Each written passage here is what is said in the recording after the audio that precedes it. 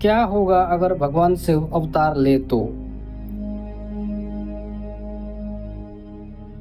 क्या पूरा ब्रह्मांड शून्य में चला जाएगा?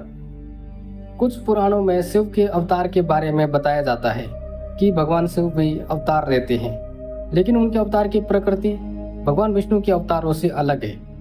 वे पूर्ण अवतार या सदाशिव रूप में कभी नहीं उतरते, बल्कि वे अपने अंशों, रुद्र रूपों या लीलामय रूपों में अवतरित होते हैं। शिव अवतार लेते हैं या नहीं, इसका उत्तर सीधा हाँ या नहीं में नहीं दिया जा सकता, क्योंकि यह एक आध्यात्मिक, तांत्रिक और दार्शनिक सिद्धांतों का मिश्रण है, लेकिन इसे हम गहराई से समझते हैं। शिव का स्वरूप क्या है? शिव केवल देवता नहीं है, वे तत्व है, असत और सत के पार, शून्य और अनंत के बीच की सत्ता। उन्हें कहा गया है महाकाल, समय से भी परे, निराकार, बिना रूप के, त्रिगुणातीत, सत्व रज तम से परे, शून्य से भी अति सूक्ष्म, अनंत से भी अति विशाल। अवतार लेना क्या दर्शाता है? जब कोई ईश्वर अवतार लेता है तो वो स्वयं को सीमित करता है।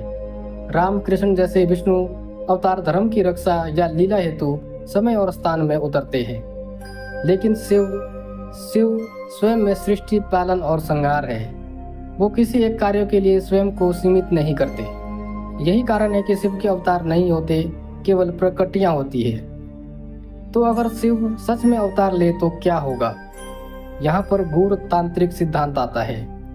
यदि शिव स्वयं पूर्ण रूप से एक भौतिक अवतार में अवतरित हो जाए तो ब्रह्मांड के सभी नियम, ऊर्जा संतुलन और काल चक्र टूट जाएगा। क्योंकि शिव संपूर्ण ऊर्जा, प्योर कॉन्शियसनेस, अगर वो पूरा संपूर्ण ऊर्जा एक शरीर में सिमट जाए तो ब्रह्मांड की सभी शक्तियाँ उसी बिंदु पर केंद्रित हो सकती है।